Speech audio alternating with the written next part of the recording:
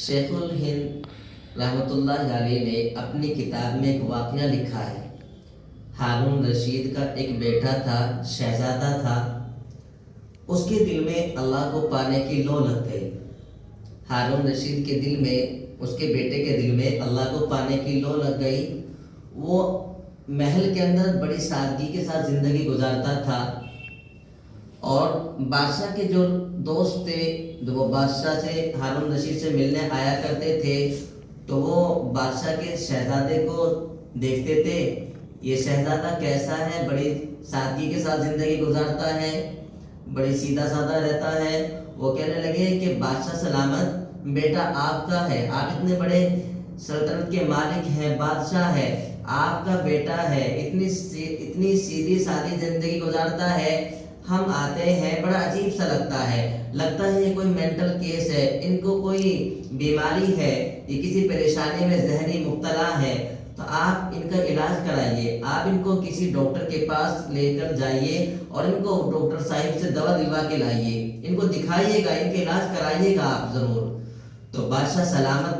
دوستوں کے جانے کے بعد بیٹے کو بلاتے ہیں، بلانے کے بعد یوں کہتے ہیں، بیٹا آپ کی وجہ سے دیکھو مجھے دوستوں سے سننا پڑتا ہے، آپ ذرا ڈھنگ کے کپڑے پہنا کرے، صحیح سلامت بالکل اچھے سے اور ایک عالی شان کے ساتھ رہا کرے، تاکہ میرے دوست جو آتے ہیں وہ آپ کو دیکھے اور مجھے آپ کی وجہ سے جو باتیں سننی پڑتی ہیں نا، وہ دوبارہ سننی نہ پڑے۔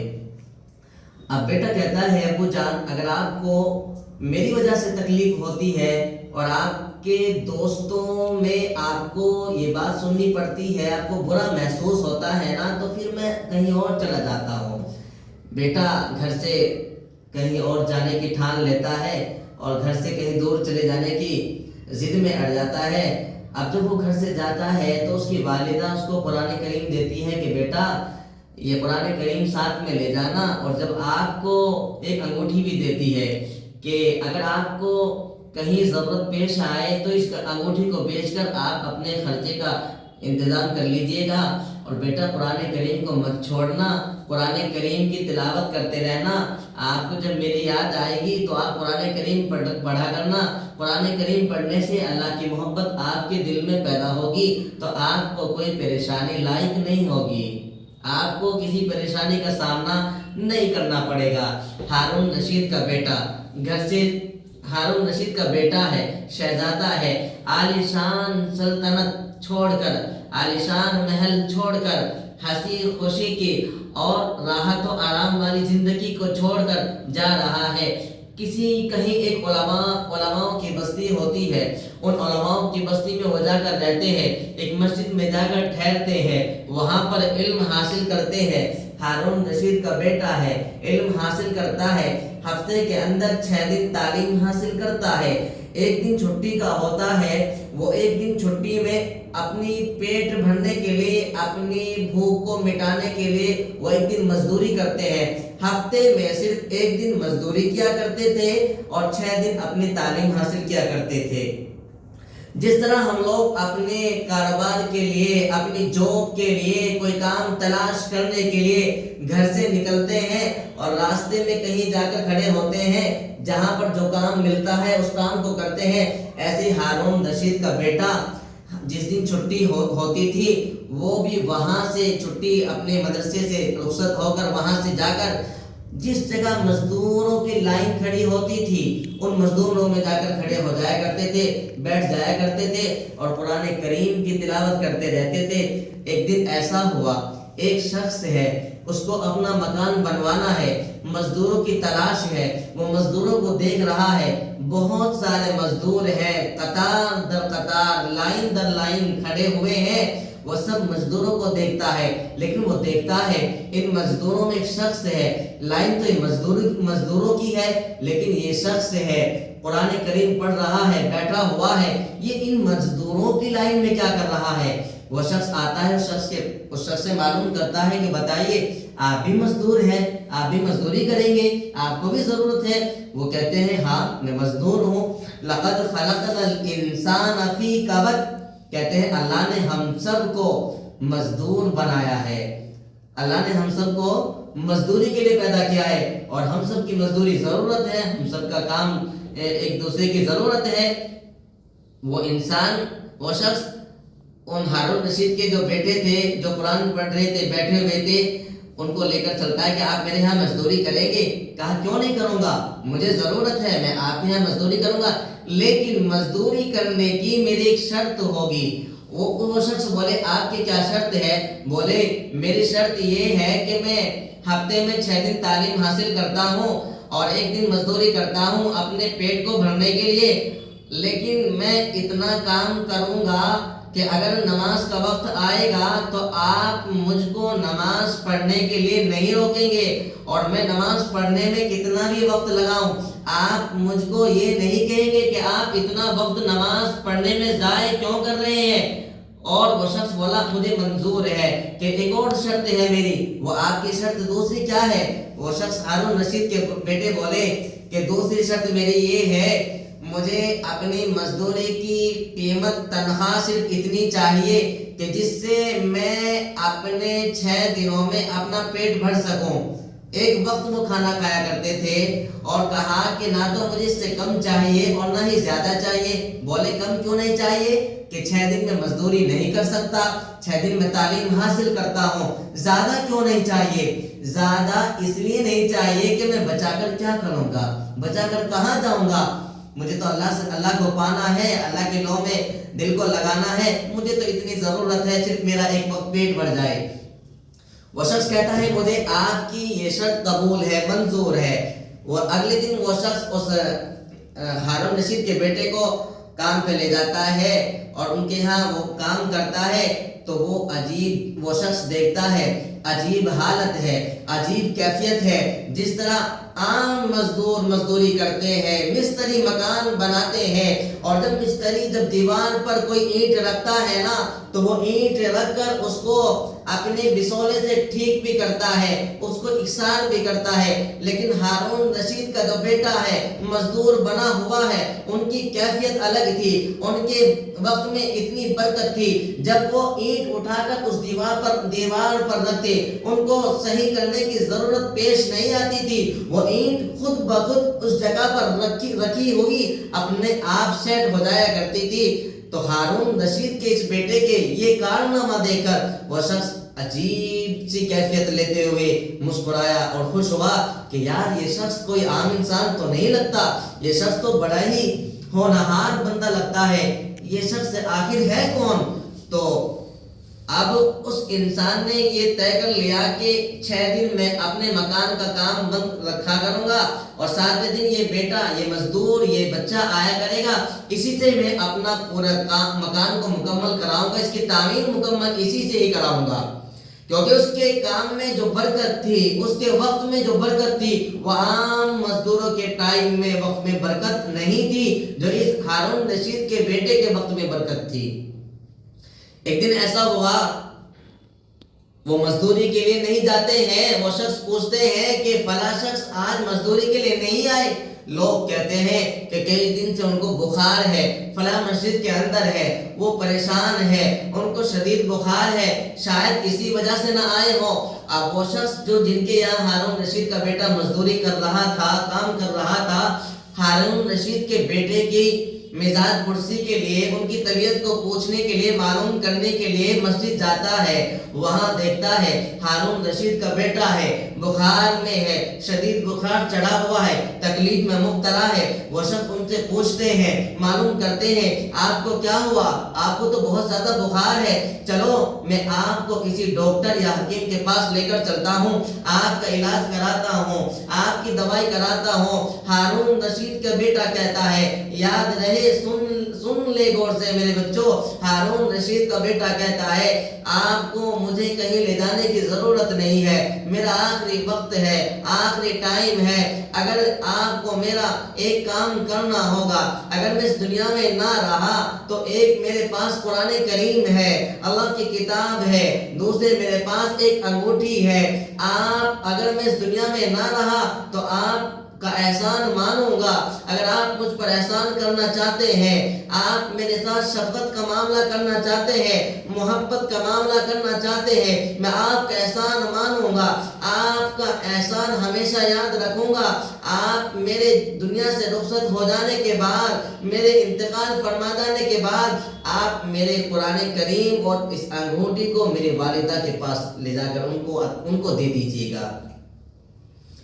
کچھ ہی دیر بعد ہارون رشید کے بیٹے کا انتقال ہو جاتا ہے۔ اس شخص کو بڑا غم ہوتا ہے، اتنا ہونہار بچہ تھا، اتنا قیمتی بچہ تھا، اتنا نیک بچہ تھا۔ اب وہ بڑا افسوس کرتے ہوئے قرآن کریم ہاتھ میں لیے ہوئے، انگوٹھی کو ہاتھ میں لیے ہوئے ہارون رشید کے دربار میں جاتا ہے، ان راستہ معلوم کر کے ان کے پاس جاتا ہے تو اطلاع ہوتی کہ ہارون رشید کسی سفر کے روانہ ہونے کے لیے تیاری کر رہے ہیں، ان کو سفر میں جانا ہے۔ تو جب وہ شخص محل کے دروازے پر پہنچتا ہے تو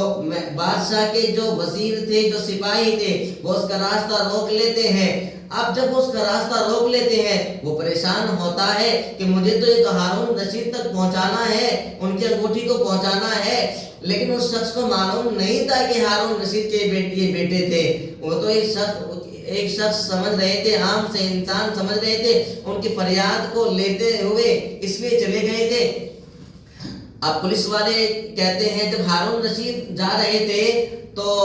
وہ شخص ایک انگوٹھی نکالتا ہے جو ہارون رشید کے بیٹے نے دی تھی، ان کی والدہ نے ہارون رشید کے بیٹے کو دی تھی، اور بیٹے نے اس شخص کو دی تھی کہ میری ماں کو دے دینا میری دنیا سے جانے کے بعد۔ اب وہ شخص اس انگوٹھی کو ہارون رشید کو دکھاتا ہے۔ ہارون رشید دیکھتے ہی انگوٹھی کو دہل جاتے ہیں، دہک جاتے ہیں اور سوچتے ہیں دل کے اندر، اوہو یہ اجنبی ہے کوئی اور میرے لیے کوئی یہ بری خبر لے کر آیا ہے۔ ہارون رشید اپنے اندر کمرے میں، اپنے دربار میں اندر جاتے ہیں اور اس شخص کو اشارہ کرتے ہیں، اپنی پرجا کو، قوم کو جو بادشاہ کی خدمت میں رہتے ہیں ان سے کہتے ہیں کہ آپ ان کو اندر لے کر آئیے گا۔ وہ لوگ کہتے ہیں دیکھو بادشاہ کسی پریشانی میں لگتے ہیں، اگر آپ کو ان سے دو بات کرنی ہے تو ایک ہی بات کرنا، ان کے غم کو زیادہ بڑھانا نہیں ہے، ان کو زیادہ پریشان کرنے کی ضرورت نہیں ہے۔ وہ شخص کہتے ہیں کہ ٹھیک ہے، میں زیادہ پریشان نہیں کروں گا،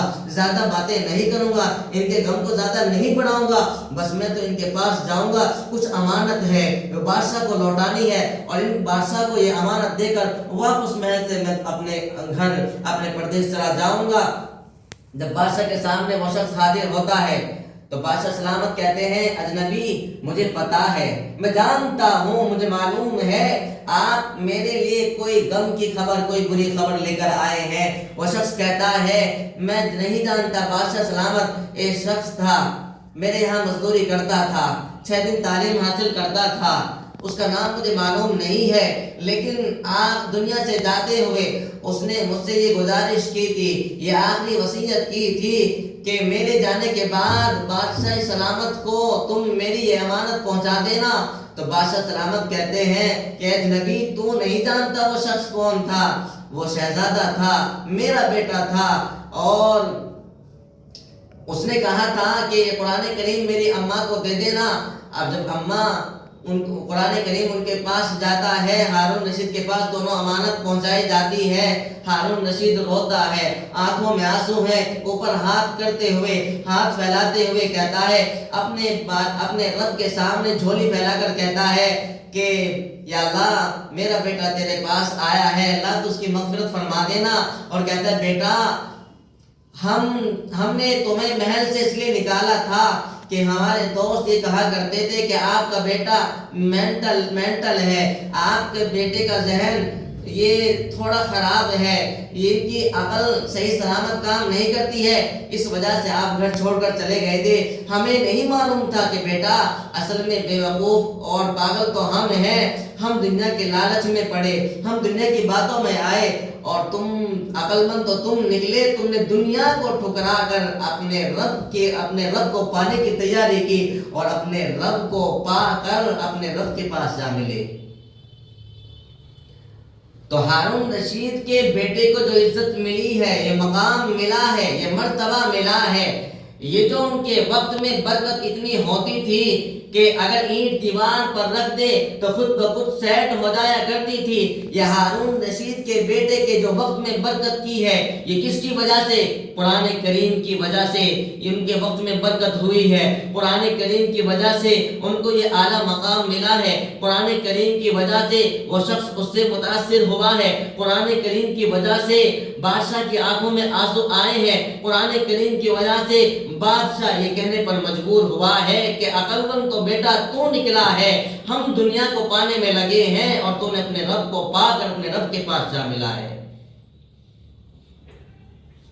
جو قرآن کریم کو اپنی زندگیوں میں بساتے ہیں ان کی زندگیوں میں اللہ برکتیں فرماتا ہے، سکون پیدا کرتا ہے۔ جو اپنی دل و دماغ میں، ذہنوں میں، اپنے مصداق میں، اپنی زندگیوں میں قرآن کریم کو داخل کرتے ہیں، اللہ ان کی زندگیوں کو تبدیل کرتا ہے۔ لوگ ان کے سامنے آ کے جھکتے ہیں۔ من کان للہ کان اللہ لا، جو شخص اللہ کا ہو جاتا ہے اللہ اس کا ہو جاتا ہے۔ ہارون رشید کا بیٹا بھی اللہ کا ہوا۔ دنیا کے کوئی بھی انسان ہو، کوئی بھی شخص ہو، کوئی بھی افراد ہو، کوئی بھی بادشاہ ہو، ہر شخص اس شخص کے قدموں میں آ کر جھکتا ہے، اس کے قدموں میں آ کر بیٹھا کرتا ہے۔ یہ مقام قرآن دلاتا ہے، یہ عزت قرآن دلاتا ہے، یہ راستہ قرآن عطا کرتا ہے۔ یہ منزل، اس منزل تک پہنچانے کے لیے ہمیں قرآن کریم کو پڑھنے کی ضرورت ہے، ہمیں قرآن کریم کو سمجھنے کی ضرورت ہے۔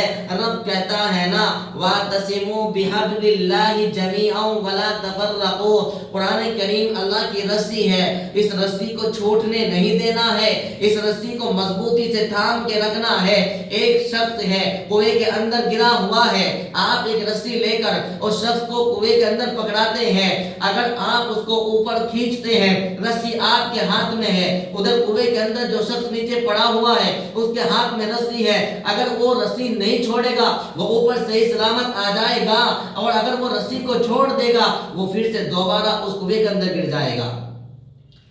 ہماری مثال اسی طرح ہے، اگر ہم قرآن کریم کو مضبوطی سے تھامے رکھیں گے، قرآن کے سائے میں قرآن کریم کے مطابق زندگی گزاریں گے تو ہم یہ رسی مضبوطی سے تھامے ہوئے ہیں۔ قرآن کو پڑھنے کی وجہ سے یہ رسی ہمارے ہاتھوں میں ہے، اور جب یہ رسی ہمارے ہاتھوں میں ہوگی تو ہم اللہ تک پہنچیں گے، ہم جنت تک پہنچیں گے، آقا نامدار صلی اللہ علیہ وسلم تک پہنچیں گے، رب ہماری منزل ہوگی، آقا نامدار ہماری منزل ہوگی، جنت ہماری منزل ہوگی۔ اگر ہم نے قرآن کریم کو چھوڑا، قرآن کریم سے منہ موڑا، قرآن کریم کے مطابق زندگی کو نہ گزارا تو پھر ہم بھی اس رسی کو، یہ رسی ہمارے ہاتھ سے چھٹ جائے گی اور ہم بھی دنیا کے اس گڑھے میں گر جائیں گے۔